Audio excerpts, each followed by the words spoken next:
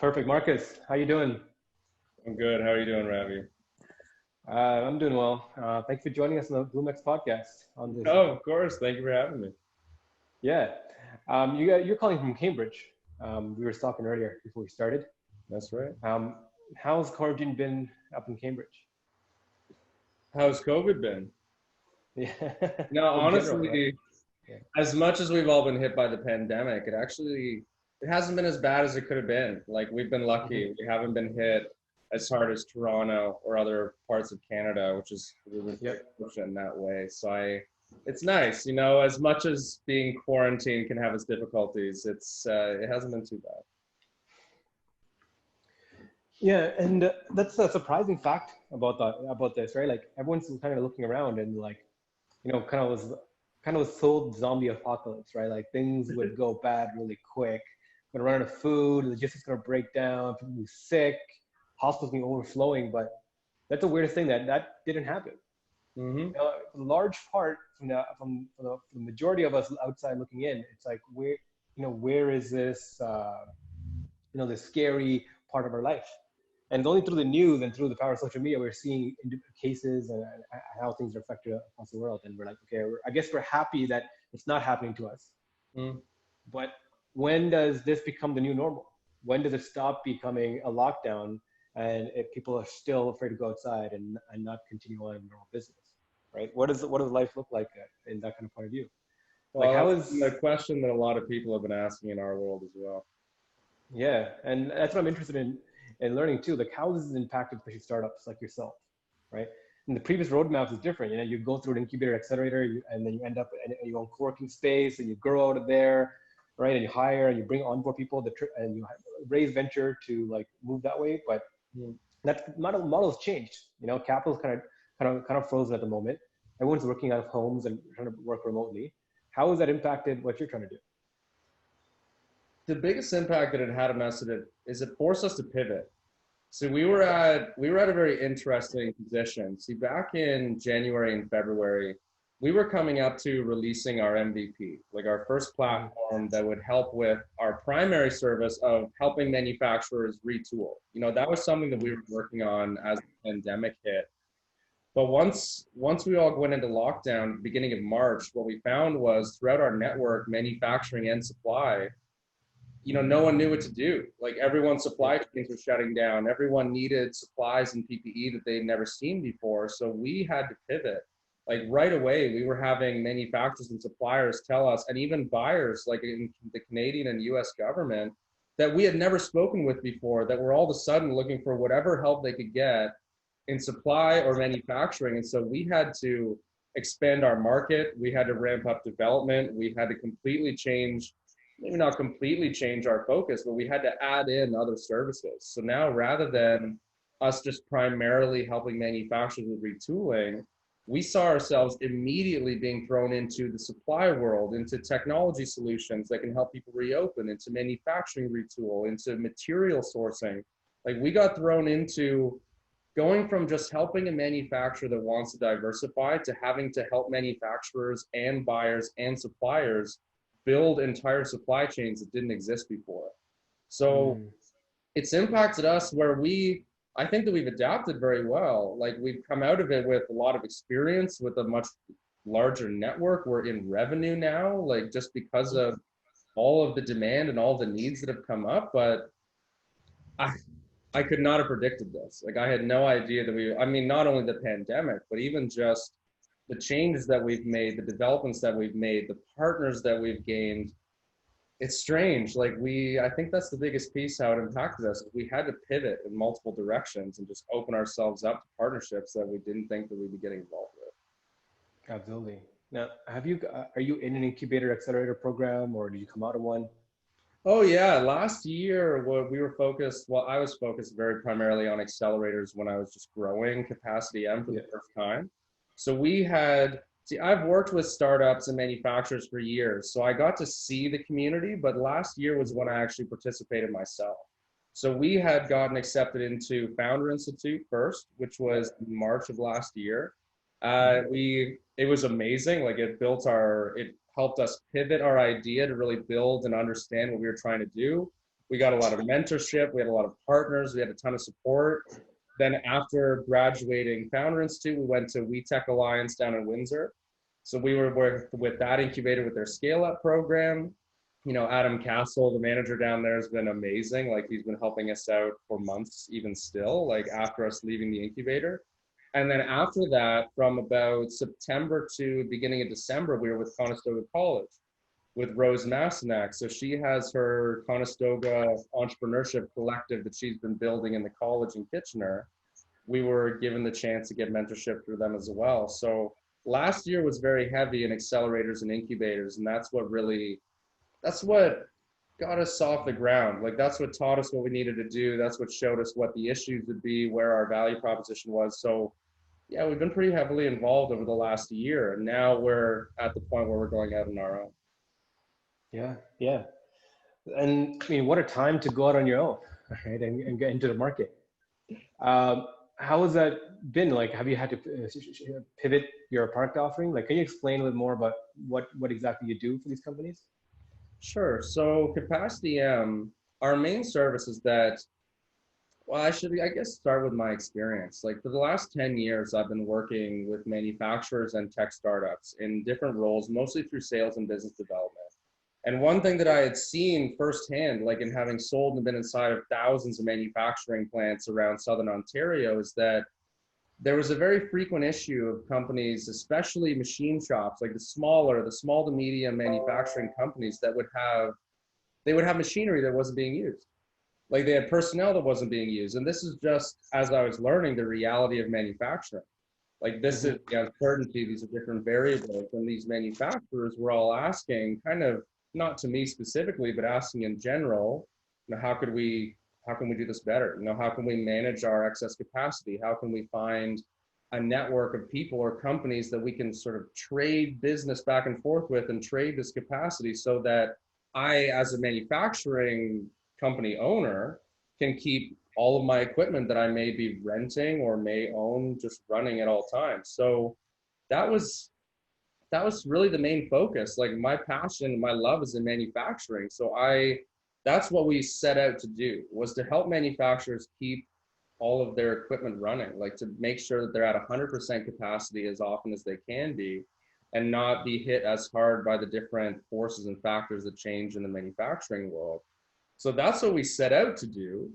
And then when this all came to pass, like I said, we kind of got thrown into the mix of trying to then coordinate everything around supply and procurement rather than just manufacturing. But that's what we set out to do, was to help manufacturers better utilize their excess capacity. That's really interesting, because I mean, this is a market of like supply chains and manufacturing just rapidly changing. Oh yeah. Right? How are you plugging into that rapidly shifting marketplace? Like, you know, were you prepared for how systems were before, and you built a model off of that, or are you constantly adjusting? You know, it's interesting, because I think that this pandemic, it's been a mix. Like, in a few ways where we've had to pivot and where we've had to add in supply chain and sourcing, that made it a little bit difficult. Oh, sorry about that. Not sure what happened to lighting here. I know, I needed to get someone, like, I don't know what I'm going to do with this. Sorry about that. I don't know if I'll be able to get it right again. So we found that now that a big issue that they're seeing is their supply chain resilience. Like, with it's helped us. Like, now that everyone's supply chains have been so shocked by there being scarcity in material, scarcity in just availability of product, and as well, and this I underestimated, but in the number of scams and brokers and people that are just opportunistically trying to jump into the market. We could not have expected what we've seen. Like, the last 3 months have taught me more about how variable this entire market has been, probably more than the last 10 years of experience that I've had in this market. Just seeing how quickly this can change, how quickly the needs can change, how manufacturers are being forced to pivot and go into even industries and businesses that they've never seen before. Like, we couldn't have predicted it. But in a strange way, now that everybody's supply chains are I don't know what the right word would be, but are in flux, and that they're so uncertain, that has almost pushed us into a position where we need to step up. Like now we're coming into play where now our service, rather than being, rather than a manufacturer thinking, maybe every few months this could happen where our machines are needed or where our machines go down. Now we're seeing that this is a daily, weekly, monthly need to be adapting and retooling and changing the direction companies are going in. So Yeah, yeah. it's been very interesting to see the change, and it's taught us a lot, and we're just responding as well as we can. Hmm. Huh. That's so.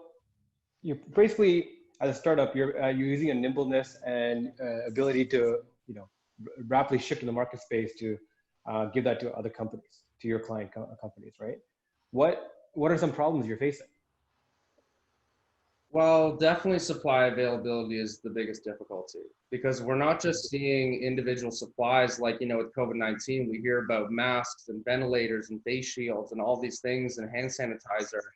It's gotten even worse than that. Like what we've been trying to do is help companies find just the equipment or just find the material or just find ethanol to make hand sanitizer or to find plastic so that they can make a face shield. Like what we've seen is that supply chains all the way down to raw material have been rocked by this and are having issues Mm. really focusing themselves and getting themselves up to speed. So it's I could not have expected it to happen like this, but it did. Oh, Yeah. this thing. Are you calling off a laptop or a tablet? Yeah, I am. Sorry, I Cool. think that might be the best I can do for you. Here, let me see if I can turn a little bit. There we go. There, that looks a little bit better, Yeah, doesn't it? yeah, yeah. Let's try that. That's much better. Yeah. So he's going back to that train of thought, right? Hmm.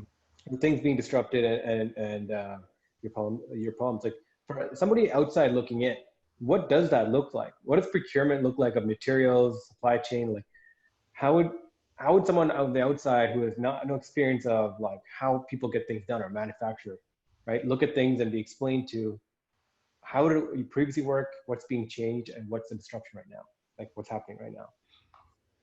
And from the outside in, hmm, the thing that comes to mind, and the thing that I think was a variable before but has become even important now is just trust. Like if someone is looking in on procurement from the outside, I feel like it looks very transactional. I Mm-hmm. need this, I Google this, I find a marketplace, I put in an order, and that stuff shows up. Like everyone would take that for granted. But Mm-hmm. now that everything's been so crazy with the pandemic, I think that what people don't realize is just how much mistrust there is, like how many scams there are, how much opportunism there is. And I think that the thing that even we underestimated being thrown into the supply side and thrown into this, we underestimated how difficult it was going to be to establish trust all the way up a supply chain. Like Yeah. it's not simply I need this by this. It's hey, I need this, and now I'm competing against 6 different countries, 100 different private corporations, people with relationships. People are outbidding each other. Governments can even come in and take product. So we didn't even know really what we were getting into taking on the entire supply chain. And it's Mm-hmm. essentially been 3 months of us just trying to establish trust. Like we've Mm-hmm. probably contacted or been contacted and worked with, or at least tried to work with a few hundred suppliers now. And we didn't have any suppliers in our network 3 months ago. And at the end of the day, after 3 months of trying to close deals and help with deals in Canada and the US with private companies, with retail, with manufacturers, at the end of 3 months, we've come out of it with only a few dozen suppliers that we can actually trust. Like it's not like everybody puts a website up and the product is going to show up anymore. It's a complete unknown. Like we're almost building our network, just having to come up with different processes that for due diligence or to try to figure out if what we're seeing is real. We didn't expect that to be one of the biggest challenges that we'd be facing right Yeah. Hmm. I mean, going back to that about establishing trust, I mean, how do people trust each other right now in this climate, right? Do you go through known channels, like, you know, you find people who knows people? Are you going, like, it's almost like we're going back in time to a different way of doing things, right? We're like, oh, you're a friend of my friend, right? So I will transact with you. Or is there You no hit it more on the like head. automated solution? Yeah. That's been the main difficulty. We've started, that's when we were asked to get into supply, that's where we started. I went to the people who I knew personally.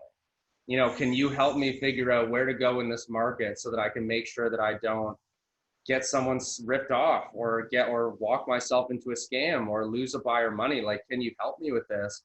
But then the crazy part is that, you know, that seems like it would work, and it did to a certain degree. But then even over the last 3 months, like, I've had companies or partners of ours come to us and tell us, you know, we were working with this company for 2 months, like since the beginning of the pandemic. We did due diligence, we got our certifications, we got samples.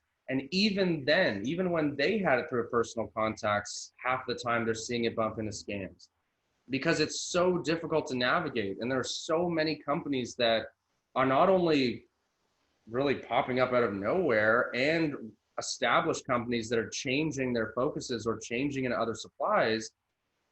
Oh, it's been very difficult. Like, that's the biggest thing I can say is that we tried to use personal networks, and that has worked now after 3 months of even having to bring in a due diligence lawyer to try to help us evaluate these. And now we have, you know, like I said, a few dozen suppliers that we're going to be launching supplies with, and that we're going to be we've been invited onto a few marketplaces in Ontario to provide their supplies. But it was not easy to get there. Like, there are hundreds of companies that all seem legitimate. You know, every single one is a website. Everyone has people that answer the phone on the other end. Everyone says that they have previous sales. Everyone says that they know a friend of a friend of a friend that's connected to you, and so you can trust them. You can trust them. We're even seeing contracts being sent around that are not being enforced. Like, it's probably 2, 3 dozen of, no, probably more than that. Probably more than 50 non-disclosure agreements, you know, non-circumvention agreements that I'm signing with people that then disappear 2 days later, or that still end up being a scam, or that then, even with a contract signed, then try to skirt around and take a contact from you. Like, it's almost like the rules of engagement for business have been half thrown out the window, just in, you know, in the interest of just, for some people, making a quick buck, which has been very frustrating. You know, I can't even tell you how many deals that we've done, probably 10 or 20 that were multi-million-dollar deals that have fallen apart because someone just, once it comes down to it, almost admits that they were lying right at the end. Like, right when you finally say, okay, we've been talking for 2 weeks, you've been sending me specs, you've sent me a sample, okay, here's a buyer, and then all of a sudden they disappear. Or once you say, I'm not going to pay you up front this money, you know, you have to send me product first, or we're going to do this like how it's done in the real world, they disappear. People that you thought you could trust or that you've been working with for weeks. And you know, business can always be uncertain, of course, but I've never seen trusting companies and partners be this difficult or take this much time and effort and money just to try to figure out who will even just tell you the truth. And then after that, you have to deal with getting the supply, getting the PPE or whatever you need to who needs it.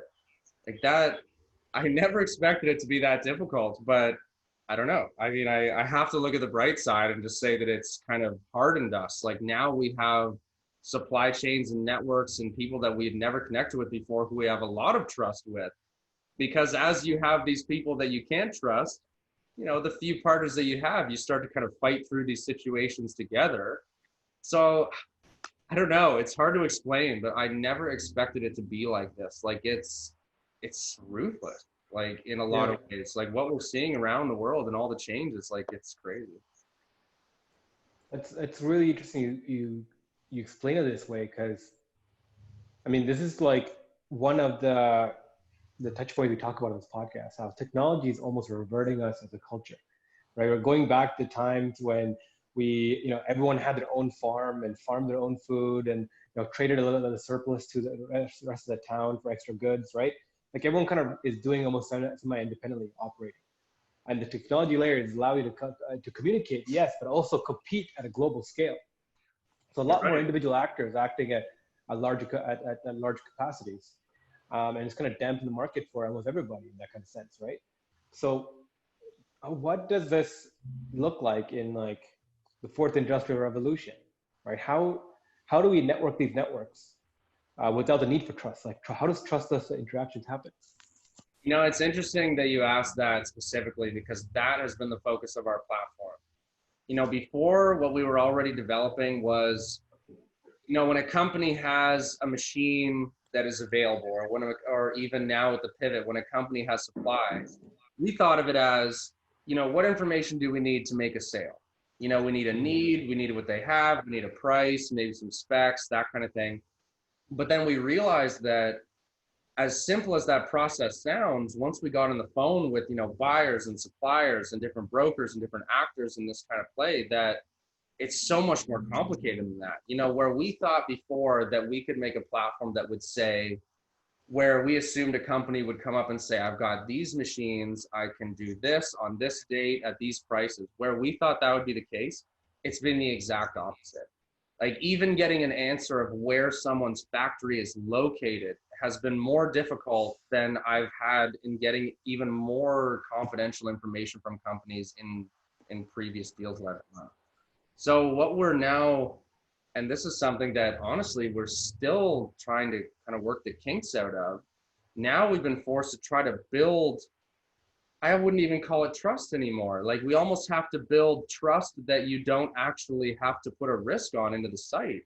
Like, we're having to now push companies to sign contracts with each other before they even tell each other their names, or tell each other one price, even a benchmark, or even tell them what their production level could potentially be.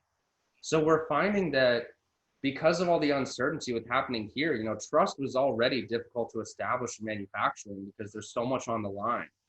For a manufacturer to say yes to a deal, that means materials, that means cost, that means time, that means labor, that means so many things that they would have to commit to and that can be difficult for them. Now what we're seeing is that it's gotten even 10 times harder for us to establish trust. And where before we viewed our website and our platform as sort of a matching service, now we have to see it as a trust building service. And we're still trying to figure out what documents, what contracts, what information will actually build that, because we're realizing that, like I said, even the contracts that we're signing are not being enforced. Like, they're just not being respected. There's almost too many at going on at the same time. We hear about, you hear about 3M with all these problems with the mask, where they were starting to sue companies that to try to retaliate against all these people price gouging and trying to use this opportunity to take money or to scam people. But the problem is just 100 times worse. Like, those are just the people that got caught. I can probably look through my emails and chats and things that I've been pushing through and that we've been involved in over the last 3 months and pick out more than 100 people that we found to be scams, that were, even some of them were established businesses before. Businesses that used to have defined processes and that used to have contractual agreements. These companies that even we've heard of, even they are starting to skirt rules. And like, there's no names, like, I'm not saying anything in like an accusatory way, just in general, we're seeing a lot of these processes break down in the name of just trying to quickly. Can you give an example of this? Like without naming a name or getting too granular into it, like, can you give an example of what is breaking down, or like an example of trust being broken, or a contract that does not really exist, procurement problems, like, Well, the first issues that we saw were around N95 masks. See, when we had been approached by a couple buyers, they were specifically looking for the 3M masks. And I've sold these before, like just in industrial supply settings, years early, like years prior to now. And I remembered these masks being, $1 each, $1.50 each at most for the highest quality. Now you get a box of 10 for $20, $25. I remember that being the end user price. And as soon as we were asked to go into this market, the first price that I was offered was $8 a mask. And that was directly from the manufacturer.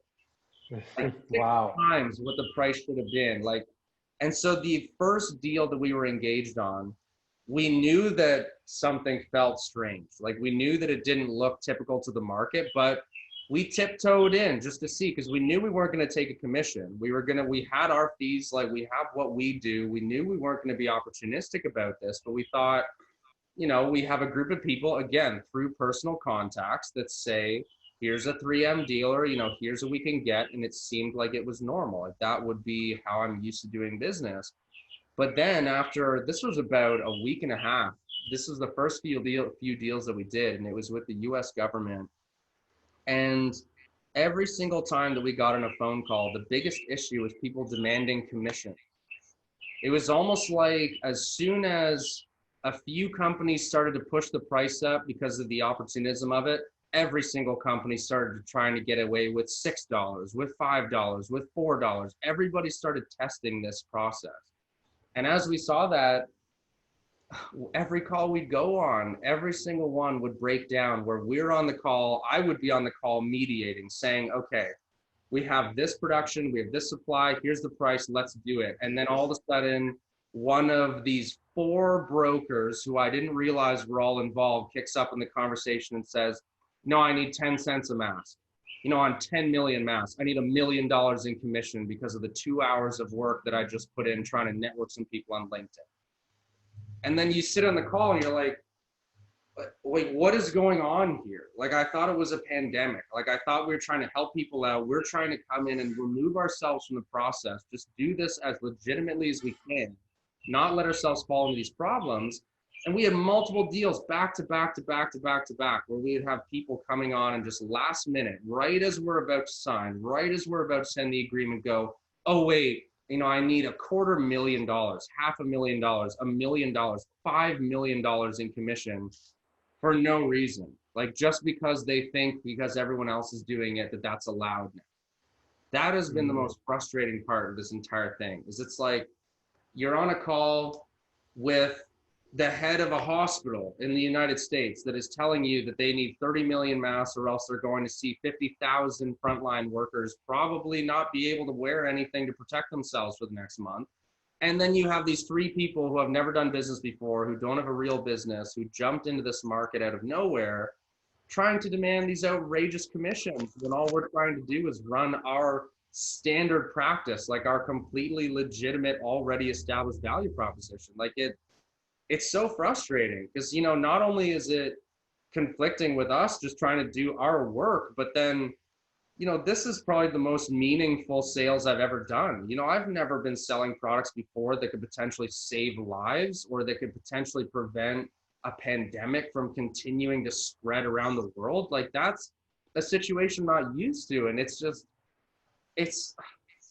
so frustrating. Like I just cannot wrap my head around how crazy like things have gotten. Like it's been so difficult.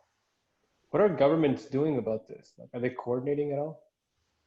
So the Canadian government and the US government, from our experience, have been very different in their responses. And I mean, I'm Canadian and I would say this no matter what, but like truly the Canadian response has been incredible. I would say in the way that they did things very, very well was in how the Canadian healthcare system and the government held all their regulations in place.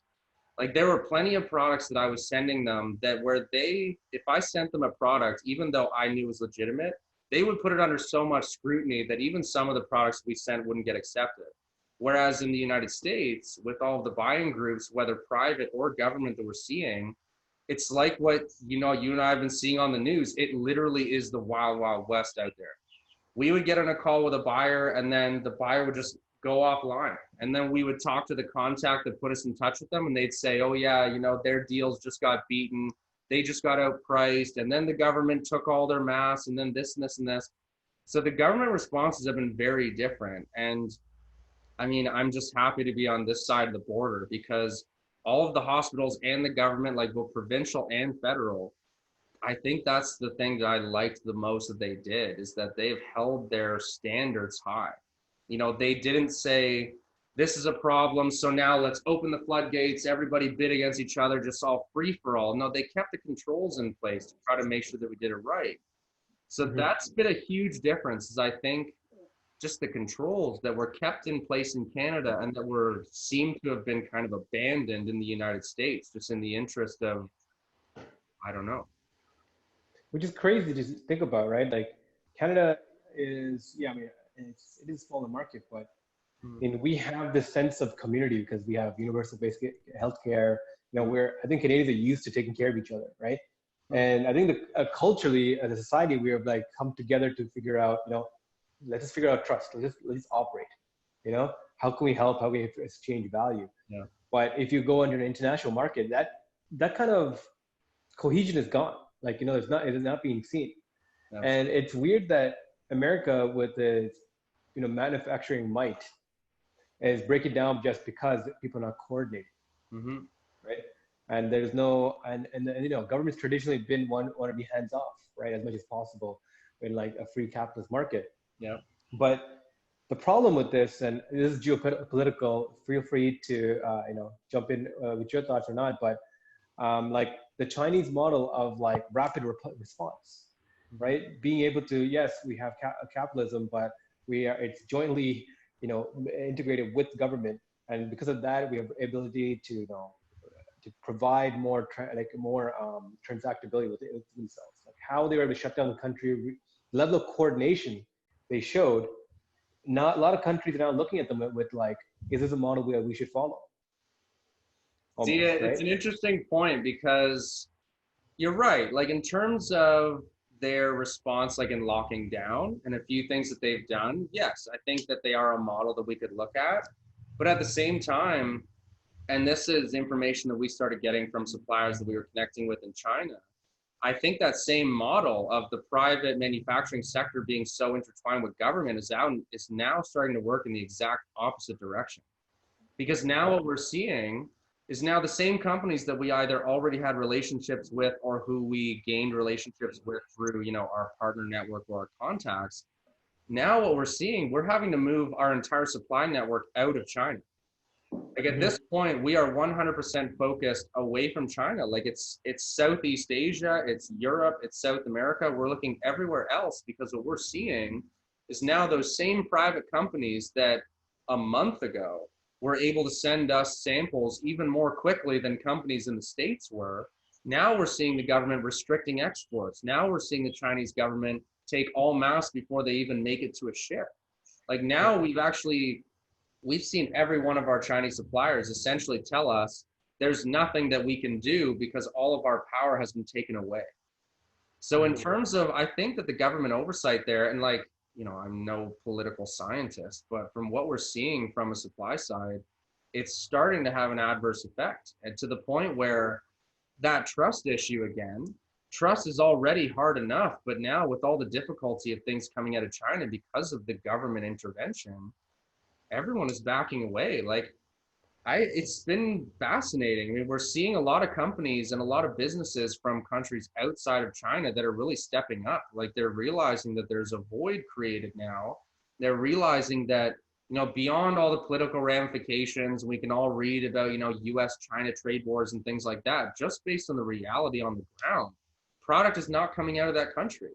It's not making it out. Like supplies are not making it out. Materials are not making it out. Manufacturers are becoming opaque all of a sudden to a degree that we hadn't seen before, because it seems like that government intervention is starting to go in the opposite direction. And now, you know, we can't blame them. You know, it looks like they're trying to take care of themselves, just as a lot of countries are. But it's been interesting to see. Like, I think that government oversight has started to show a negative, where now, you know, we're looking at working with partners in Indonesia, in Vietnam, in Cambodia. Like we're having to look everywhere else. And all of those countries are stepping up. Like they're actually giving us a lot more of a feeling of trust than we're getting from the large established businesses in China that we're already selling to North America.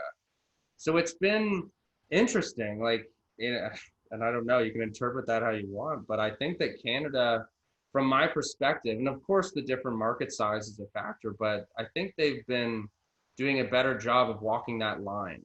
Like where there's that regulatory body, there are the standards being held, but they're not cracking down. You know, they're not restricting us from helping each other. They're not restricting us from trying to send product elsewhere. So I don't know. I've never been this intertwined with Chinese business or Chinese manufacturing, but it's been a bit of a crash course. And you know, if you had asked me 3 months ago where I thought I would go for supply, I would have told you China, like just right away. You know, it's cheap. That's where everything is. That's what everybody thinks. Now I don't know. Now I wouldn't think of it. Like now I'm trying to go everywhere but, just because it seems like whatever processes are going on there or whatever the motives are, it's just not they don't appear to be open for business or open for partnership to really work with people right now. So we're moving away from them. Mm. It's interesting you said that. Like, is there any patterns like geopolitically that's popping up like this? Because you know, like, if you need animation designers, you kind of look to the Philippines. If you need if you need graphic designers, look to like Poland or Western Europe. Python developers look into like Ukraine, right? Like, there's like patterns kind of emerge in when it comes to labor pools and talent and skill sets. Is the same kind of thing happening with manufacturing and supply? I think so. I mean, I think that, you know, while you can say, you know, that we generally see, you know, those Python developers or designers from certain countries, I think that right now it's an unknown. There are a lot of different groups and countries that are starting to try to develop core competencies or, you know, come up and say, we've changed this around, now we're going to be the best at this, and face shields or hand sanitizer. But I don't think it's really landed yet, because what we're seeing now is not only different countries providing the same products and different suppliers popping up all over the place. We even have manufacturers that we're speaking with, like for example, there's a partner in Indonesia that we're talking with right now, who may even want to build production capacity in Canada.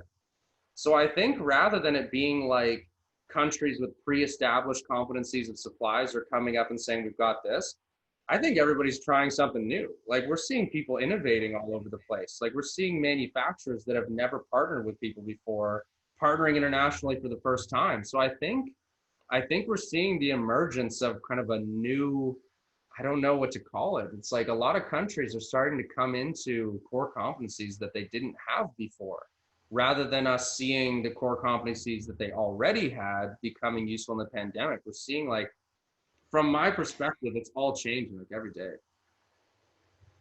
Interesting. Cool. That's. I mean, that's a frustrating part too. When patterns don't emerge, it's like you don't know how to react faster, right? Mm-hmm. What do you see is going to be in the future? Like 4 months from now, 4 years from now, 40 years from now. Like, based on what you're seeing now and the changes, how are we progressing?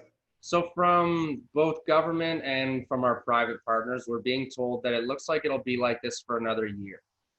So like we're looking at about 12 to 18 months where PPE is going to be a major focus.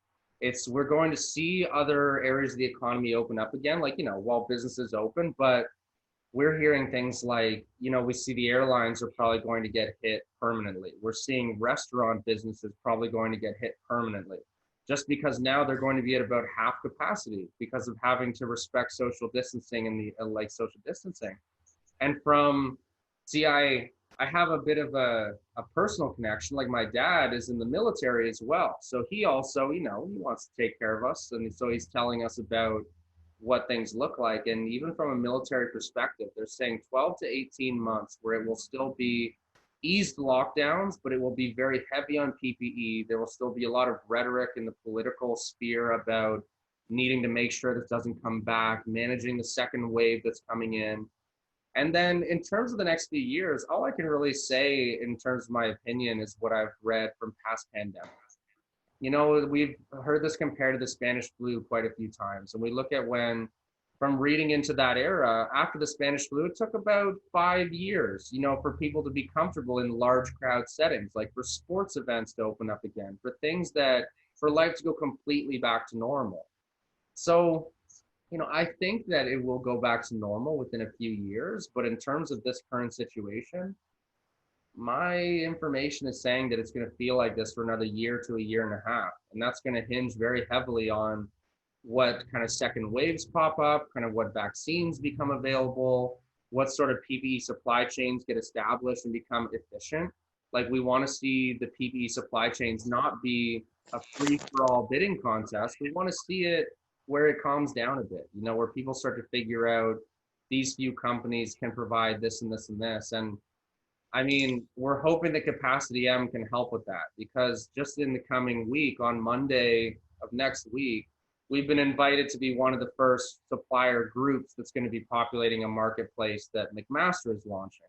That's going to be providing certified PPE that we've done all the due diligence on for all retailers in Ontario and potentially Eastern Canada. So we're all trying to make it normal again. Like, we're all trying to establish supply chains again. But from what I'm seeing and hearing, and from our network, what we're being told is that life is going to feel pretty similar to this, or at least people are going to feel, you know, a little uncertain for about 12 to 18 months. I mean, what about all this talk of reopening up the economy? Right, and going back, just opening things up. That's Like, kind of the big dilemma, right? Is it's like safety versus economic growth and economic stability, and trying not to let our economy shrink. I mean, another family member I have, my grandmother worked for private medicine for about 30 years. So she lived through a few smaller pandemics, and from a few other scientists we've partnered with, people that we're trying to build a relationship with so that we can know the truth of this, so that we can try to understand what's going on. I think it will be depending on the second wave. Like, when we look at the information for past pandemics, there's always another wave. There's always a second, even potentially a third, potentially a fourth. It will all come down to the social distancing. It'll come down to the mask. It'll come down to the hand washing, but some of it will be inevitable. Just the fact that we are not all holed up in our homes will cause a second wave. That's what we're being told. Like, that's what we're being told to expect. And so that's where that 12 to 18 months comes from, is that it's inevitable. I mean, I was reading today that we're already starting to see potentially the beginning of a second wave in Europe as well as in China. Like, I think that's going to be the reality, but that will be the determining factor, is really how well we manage the continued infection rate. Yeah. I mean, let's talk about vision, right? Like, let's talk about like a net positive. Like, what can we build out of this disruption during the fourth industrial wave that'll be the infrastructure of the future? Well, at least in terms of manufacturing supply, I think that if there's one big lesson here, is that manufacturers especially, and suppliers, need to be more dynamic. Like, this whole trend of a manufacturing having a preferred supplier list of 10 or 20 or 30 suppliers that they always go to, I don't think that can happen anymore. Because even once things start to go back to normal, the risk of this happening again is always going to be there. And so what I think is going to happen is that, and this is back to that technology layer, I think that technology is going to play an even bigger part now than it has been for the last few decades, is that it's going to be not only how we still communicate and do business while respecting that social distancing, but technology is going to be the thing that makes us more adaptable and just more flexible for these things happening in the future. Because that has been the biggest issue that we've seen, is that a company that could rely on its suppliers at the end of February can't rely on them first week of March. Like, all of a sudden everything fell apart. And so I think in terms of the industrial side, we're going to see a lot more flexibility. And in terms of Industry 4.0 driving that, where you have ICT, where you have SaaS solutions, where you have IoT, like all these different things you can throw in, I think that manufacturers will be a lot more open to that now, because they've seen the effect, they've seen the benefit. And I mean, we're going to be front and center on helping that become a new trend. I mean, do you ever see it where a technology layer can connect the manufacturing industries to a point where it's almost automated fulfillment? See, that's where we're on the road towards. See, that is our goal, and that's what we're looking at. Now, a couple variables that come into play is that one big topic that manufacturers are not used to yet is information sharing. Because see, if you have that automated network that can match two companies, there are holds you can put in place. Like, we don't have to let manufacturers see each other's machinery or see each other's business or see directly into each other, but manufacturers, they need to kind of get the idea and become comfortable with the idea that, they have to share their data. Like, that's going to be a big issue with Industry 4.0, with that connectivity, like that automatic fulfillment. That's what we're working on, but it's so difficult. It comes right back to trust.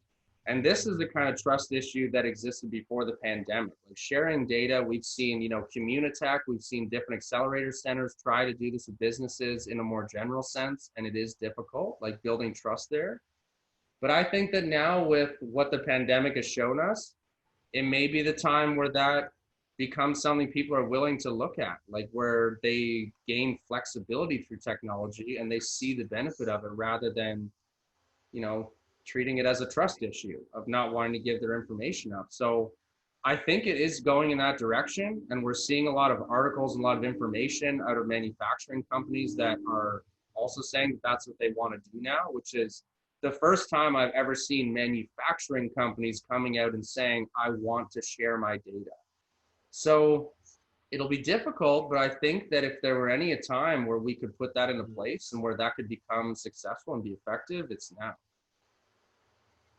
What about the use of like RPMs, robotic process managers, the robots? So that one is a little more in. Am I saying that correctly? What's the acronym?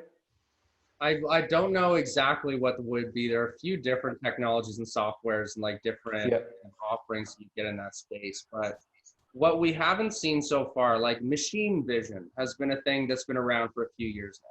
Like where your actual machinery is being tracked, where you're seeing data from just that piece of equipment be brought in. We haven't really seen this, we almost call it facility vision. Like where now you want to have a vision over your entire facility, all your capabilities that can then be shared facility to facility. We haven't, at least from our research and what we've been seeing, that has not really been done yet. So what's the utility in that? What would that look like, seeing your plant or your factory? What does that mean?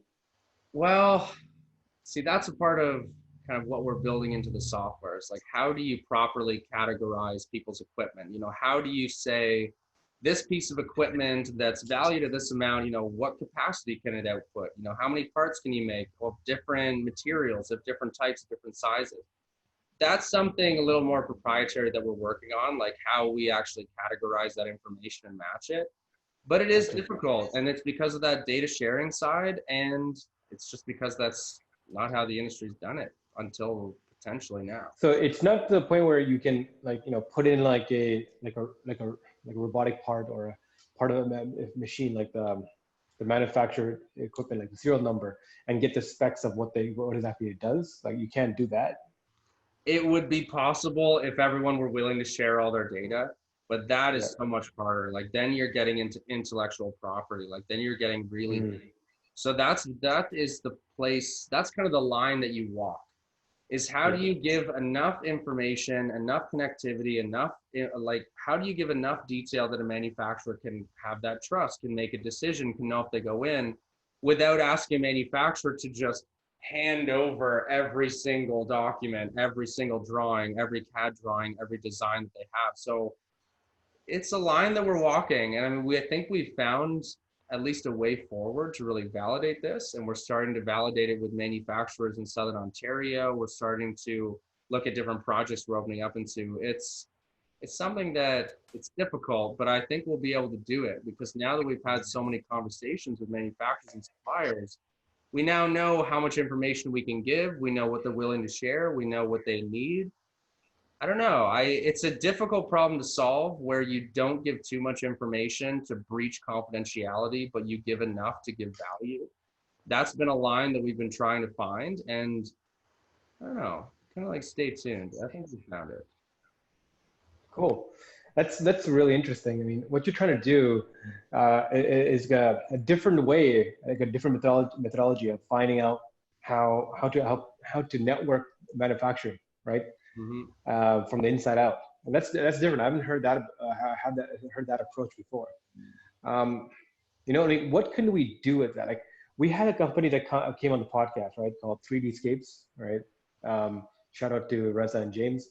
And what they built is they took a gaming system model of a city, right? Like it had full game engine running this, a 3D simulation of a city.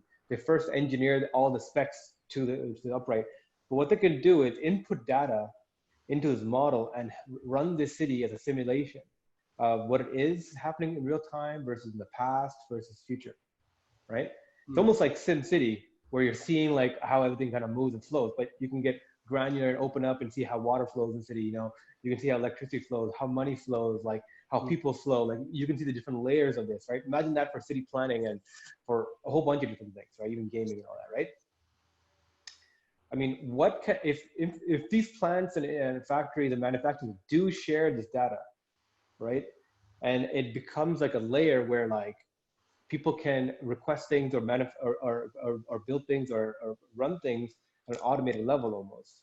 You know, like what does that look like? What does the GUI look like, or how people interact with that machine system? So that question speaks to more of our vision of where we're looking at ourselves growing in the future. So while we're partnering and networking with manufacturers, you know, even outside of the pandemic, like while we're working with these companies that we want to help fill these capacity, we've also been making sure to build relationships at the city level, like with economic development departments, especially in Southern Ontario, because Mm. you've hit it on the head. Like once you start to connect manufacturers, see, this is an issue that cities and regions really, that regions have, is that the globalization of manufacturing is great, but then you have cities that may have 1,000 manufacturing companies in them, and none of them are working together.